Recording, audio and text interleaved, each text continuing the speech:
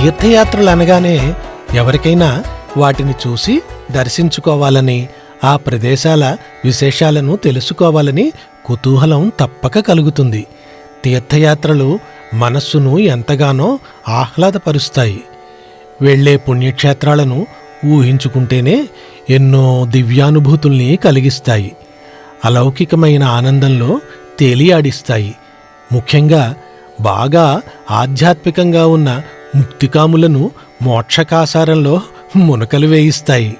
మునుపెన్నడూ లేని సంతోషాలతో, ఉత్సాహంతో మనస్సు మైమరచి హృదయాన్ని పట్టి ఊపుతాయి. ఇక ప్రయాణం తేదీ దగ్గర పడుతున్న కొద్దీ అనేక ఆలోచనలు, సర్దుకునే సామాన్ల విషయం, కొన్ని రోజులైనా చిరుతిండ్లుగా తీసుకుని వెళ్లబోయే పిండి వంటలు వగైరా పదార్థాలపై తెగ చర్చలు. కొందరైతే ఆయా ప్రదేశాల ముచ్చట్లు విపరీతంగా చెప్పుకొని సంబరాలలో తేలియాడిపోతూ ఉంటారు. ఇక పెద్దవాళ్ళు, తాతలు, బాబాయిలు తదితరులు ఈ తీర్థయాత్ర మహద్భాగ్యంగా తలుస్తూ ఇప్పటి నుంచే హలసట మరచి రుద్ర నమ్మక చెమక పారాయణాలు నెమ్మదిగా ప్రారంభించడం చూడముచ్చటగా ఉంటుంది ఆ ఇంటి వాతావరణం. ఇంతలో ఏమేవ్, నా పుట్టింటి మరచెంబు తోమించి పెట్టు కోడలా అంటూ మా బామ్మ కేక. మరికొందరు సిద్ధాంత భాగాలతో పరిచయాలు లేకపోయినా సాంప్రదాయక పంచాంగాలు తెగ తిరగేస్తూ బహుముఖ ప్రజ్ఞాశాలుల మల్లే ముహూర్తాలు, అదేనండి రాహుకాలం, బయలుదేరే తేదీ, తిథులు వివరాలు లెక్కించడం చూడటంలో నిమగ్నమై ఉన్నారు. ఇంతలో పూజామందిరంలో హారతి సమర్పించిన మా అమ్మమ్మ హడావిడి చూడండి.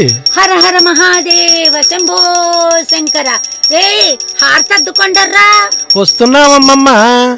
మరోవైపు నుంచి, ఒరే అబ్బాయ్, నా ఔషధాలు, అగస్యమారీతకి రసాయనం, వాసారిష్టం, తాళీసాది చూర్ణం, లక్ష్మీ విలాస రసం నా సంచిలో సర్ది పెట్టారా అని దూరం నుంచి పెద్ద తాతగారి కేక. మరోవైపు మామయ్య గారు అంటూ చిన్న కోడలు, డాక్టర్ కదా, క్షారతైలం 2-3 చుక్కల చొప్పున 2 పూటలా చెవిలో వేసుకోండి అని ఒకటే హెచ్చరికలు.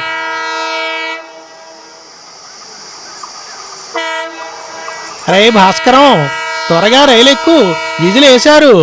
ఈ విధంగా యాత్రకు సన్నద్ధమవుతూ మరొక్కసారి ఈ తీర్థయాత్ర నిగూఢార్థం తిరిగి నెమరు వేసుకునే పక్షంలో పాప ప్రక్షాళనకు, ముక్తి సాధనకు అటుపై ఆధ్యాత్మిక నేపథ్యం ఉంది వీటి వెనుక.